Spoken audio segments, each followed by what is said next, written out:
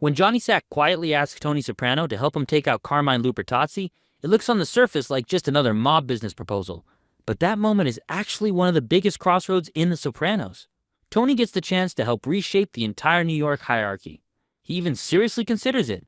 And then, just as quickly as the idea came up, he backs away. The fact that he does so tells us a lot about how Tony thinks, how far he is willing to go, and how different he really is from Johnny Sack, even though both men live in the same world. The decision sits right at the intersection of money, ego, fear, and old school rules. It also turns out to be one of the smarter choices Tony ever makes, even if it doesn't save him from all the problems that come later. To understand why Tony backs down, you first have to look at why Johnny Sack wanted Carmine gone in the first place. On paper, the reason is business. The Esplanade construction is a gold mine, and Carmine's demands are insane. He wants a huge cut of Tony's end, on top of what New York is already getting. When Tony refuses, Carmine shuts down the job with a union strike, choking off money not only for Tony but also for Johnny. Carmine is stubborn, greedy, and old-fashioned, and he treats Johnny almost like a glorified errand boy instead of a future boss. But under the business layer, there's also pride and personal hurt. Earlier, when Johnny was enraged over the jokes Ralph made about Ginny's weight, Carmine didn't really back Johnny the way Johnny felt he should. Carmine brushed off Johnny's feelings for the sake of business and peace. That humiliation doesn't go away. So when Carmine later plays hardball over money, Johnny isn't just dealing with a greedy boss. He's dealing with a man who has disrespected him as a husband and as a number two. The hit would solve both problems in one move: more money and more respect. Johnny's plan depends heavily on Tony. New York on its own killing its sitting boss is one thing, bringing in New Jersey as the actual trigger is another. Johnny's pitch makes it sound simple and almost logical. Carmine is old, out of touch, and holding everyone back. If he's removed, Johnny can step in, be friendlier to Tony, offer better terms, and things go back to normal, just with more money on the table for both of them. He practically flatters Tony. He treats him like a partner in a coup, rather than a subordinate in another family. That strokes Tony's ego. For a moment, Tony is tempted. He likes the idea of being the guy Johnny needs, the man who says so can make or break a New York boss. He also hates that the job stoppage is killing his cash flow and making him look weak in front of his own people. There's a version of Tony that would love to solve all of this with one bold move. And Tony does seriously think about it. He doesn't shut Johnny down immediately. He floats the idea to his own circle. He talks about potential shooters. He weighs the schedule. He treats it as a real option, not some crazy fantasy. That's important. Tony is not above murder or conspiracy.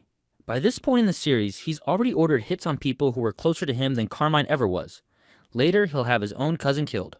So the line he's approaching here isn't, "Can I have someone killed?" It's, "Can I be tied to killing the boss of one of the 5 families purely over money and power?" That's a much higher bar, and even Tony feels the difference. The more Tony thinks about it, the more the risks begin to take over the picture. Killing Carmine isn't like clipping some troublemaker or soldier. A boss going down would shake the entire East Coast. Every law enforcement agency would turn the spotlight on New York and anyone tied to them. The FBI already has an eye on Tony and his people. The heat would skyrocket, and Tony knows it. On top of that, Johnny can promise that other New York figures will accept the new order, but Tony has no way of verifying that. If the hit happens and other people in New York are secretly loyal to Carmine or opposed to Johnny, they now have a convenient villain, the Jersey crew that pulled the trigger. Tony might end up at war with half of New York, all because he took Johnny at his word. For a man who always tries to keep New Jersey independent and balanced between the big players, that's a nightmare scenario. There's also Tony's sense of the old rules, even if he constantly breaks smaller ones. On one level, he respects the traditional structure, bosses, capos, chain of command, limits on when it's acceptable to remove a boss. In that old way of thinking, you don't kill your own boss over money unless the entire family is behind it, and there is no other way. Carmine, for all his faults, isn't a bloodthirsty maniac or an unstable danger to everyone around him. He's just an old, greedy, cautious man who squeezes his people too hard. Tony can live with that. He can work around it. To put a bullet in Carmine over a percentage issue feels like crossing a kind of invisible moral line, even for Tony. He'll kill someone like Ralph over a horse and years of resentment, but there's something different in his mind about whacking a boss of another family who hasn't personally wronged him to that level. It feels less like survival and more like pure ambition, and that makes him uncomfortable. There's also the simple fact that Tony doesn't fully trust Johnny Sack. Johnny is smoother than a lot of mob guys, well-dressed, polite, and usually calm. But Tony has seen the other side of him. He watched Johnny lose his mind over the Ginny joke and nearly start a war over a matter of pride. That's not the temperament Tony wants at the top of New York. If Tony helps Johnny become boss, he's tied to a man who has shown he can be emotional, impulsive, and obsessed with appearances. That's a dangerous person to owe a murder favor to. Tony also has to consider the possibility that if this whole thing blows up, Johnny might throw him under the bus to save himself. Once you've crossed that line together, you're both trapped in each other's secrets. Tony has enough people like that already. He doesn't need to add the future boss of New York to that list. When Tony backs down, he doesn't just say no and walk away. He finds another path. He decides to go directly to Carmine and make a deal. Instead of bullets, he offers money, a bust-out Stittle settlement that lets Carmine save face while giving Tony back a workable percentage. He swallows some pride, pays a lump sum, and gets the job back on track without bloodshed. On paper, it looks like Tony gave in.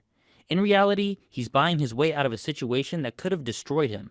By smoothing things over with Carmine, he also keeps options open. Carmine is old. Nature might solve the boss problem without a shot fired. Tony would rather wait and then deal with whatever comes next than be the one who lit the match on a major mob earthquake. Could Tony have actually gone through with the hit if he had decided to do it? Logistically, yes. He has access to shooters. He knows how to plan surveillance, track routines, and set up ambushes. They could have used outside guys or even a trusted killer from within his own crew. The physical act of killing Carmine is not the barrier, but would Tony have been able to live with the fallout, the constant fear, the web of lies, the ongoing paranoia that someone in New York will eventually connect the dots?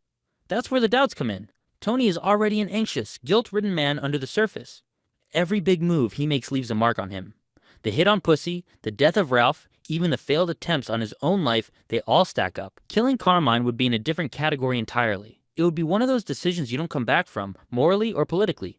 The show often shows Tony freezing or hesitating when a decision takes him to a new, darker level, and backing off from Johnny's deal fits that pattern. Technically he could do it, but psychologically and strategically, he stops just short. So is backing down a smart decision?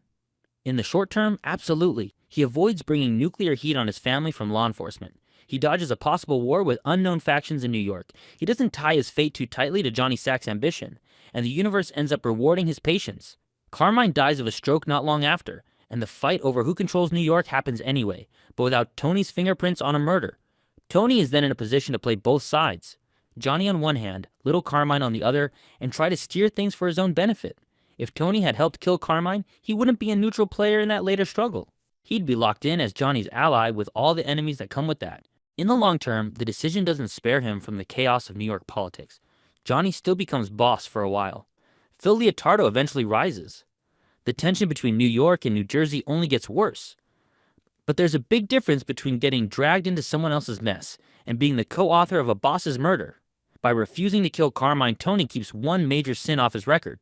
When things later spiral with Phil and the New York wars, Tony at least doesn't have the ghost of Carmine's assassination hanging over those events. Instead, the conflicts that follow are shaped by different slights, different choices, and different resentments. It's fair to say the decision didn't save him, but it did prevent an even more dangerous path. Another reason Tony backs down is tied to his ego and sense of independence. Johnny's offer, in a twisted way, is also an insult. Help me kill my boss, and I'll treat you better, implies that Tony is still a step below New York in the food chain. Tony doesn't see himself that way. He wants his crew to be seen as strong and self-contained, not as hired killers for someone else's family politics. If he signs on to Johnny's plan, he's admitting that New Jersey's path to security depends on doing New York's dirty work. That's the opposite of the image he wants. Walking away from the deal is harsh, but it also sends a message. New Jersey will not be used as a tool in internal New York cougs, no matter how attractive the money looks. In the long run, that stance helps preserve his family's identity, even if it costs him his friendship with Johnny. It also matters that Johnny's motives are mixed. Tony can see that Johnny isn't just driven by cold business sense, he's driven by hurt pride and a craving for status. When Johnny talked about Ginny and the jokes, he was ready to blow up years of relationships over a matter of respect. The Carmine situation has the same emotional core. Johnny feels underappreciated, humiliated, and kept in a subordinate role. He wants Carmine gone, not just because of the Esplanade percentages, but because he wants to be the man. Tony may be greedy, but he often hides his ambition under practical arguments. Johnny wears his pride on his sleeve. Helping a man like that into power is risky, especially when his first major act as boss would be anchored in a secret murder that Tony helped commit. In the end, Tony's choice to back down from the deal with Johnny Sack is one of those classic Sopranos half-measure/full measure questions that the show loves. On one hand, you could argue he missed a chance to shape his world. If he'd helped Johnny, maybe New York would have been friendlier in the short term and Tony could have ridden that wave. But everything we know about these characters suggests that this so-called opportunity was really a trap. Johnny's ambition, Carmine's position, the 5 families, and the FBI watching from the shadows all make this move too big for someone in Tony's spot to control. Tony's instinct, for once, leans toward caution rather than greed, and the show quietly rewards that. He gets his construction back, keeps his hands clean of a boss killing, and lives to fight another day. Another layer to this decision is how it changes Tony's relationship with Johnny Sack going forward. Before the Carmine situation, Tony and Johnny have a kind of quiet alliance. They talk off to the side, share information, complain about their bosses, and almost treat each other like equals trapped under older men. The murder plot exposes the limit of that bond. LB Johnny thought Tony was his guy, someone who would step over that final line with him in the name of money and respect. When Tony backs away, Johnny doesn't just lose a partner, he feels betrayed. From that point on, there's a subtle crack between them. They still deal with each other, still do business, but the trust has changed. Johnny now knows Tony will not automatically take his side when it comes to the most serious moves. That knowledge will later feed into the tension between New York and New Jersey after Johnny gets locked up and Phil starts pushing harder. The whole thing also shows Tony the danger of being too friendly with New York. He likes Johnny personally, but that closeness nearly dragged him into a disaster. After backing down, Tony is a bit more guarded. He tries to keep some emotional distance. You can see this pattern all over the show. Tony will get close to someone, almost merge his interest with theirs, and then hit a point where his survival instinct kicks in and he pulls back. It happens with Ralph. It happens with Christopher. It even happens with his own family. The Carmine hit idea is just the version of that pattern on the largest political scale. Johnny is asking Tony to tie his fate to New York in blood. For a second, Tony leans in, then he remembers that, at the end of the day, when things go bad, every man is on his own. There's also a small but important detail. Tony is not as pure of an opportunist as some people think. He does feel guilt. He does see himself as a man who has to live with what he's done. When he kills Ralph, it's personal and ugly, but he can emotionally justify to himself. He tells himself Ralph deserved it. When he has his cousin killed, he tells himself it's for the family, to stop a war. With Carmine, the story he'd have to tell himself is thinner. I killed an old man for a better cut on a construction job and to help his underboss climb the ladder. That doesn't sit as well. He'd be killing someone who never directly threatened his life or his family. That moral weight might not stop other bosses, but for Tony it matters just enough to drag his feet and open the way for a different solution. Finally, the choice to walk away fits one of the quiet themes of The Sopranos. A lot of these guys think they're players on a grand historical stage, but most of them are just small-time men with limited control. Tony sometimes believes he can reshape the whole world around him with one bold move. Yet whenever he tries to do something on that level, reality pushes back. Backing down from the Carmine hit is almost like Tony accidentally doing the right thing by respecting his own limits. He doesn't become the secret kingmaker of New York. He stays what he really is. A powerful local boss who has to duck and weave between forces bigger than him. It might not be as glamorous, but it's honest to his actual place in that universe. And that quiet awareness of his limits, even if he never says it out loud, is a big part of why he survives as long as he does. So why did Tony back down? Because when he balanced the money, the respect, the risks, and his own gut feeling, he saw that crossing that line wasn't worth it. It wasn't just about being scared, and it wasn't just about being moral. It was about understanding that some moves open doors you could never close again. Killing Carmine would have tied Tony forever to a man he didn't fully trust, to a war he couldn't fully see, and to a level of exposure he couldn't manage. By stepping away, he stayed smaller on the chessboard but also safer. In a world where everyone thinks being the boss or the kingmaker is the ultimate prize, Tony, for once, chose survival and flexibility over glory. And in the brutal logic of The Sopranos, that's about as smart as it gets.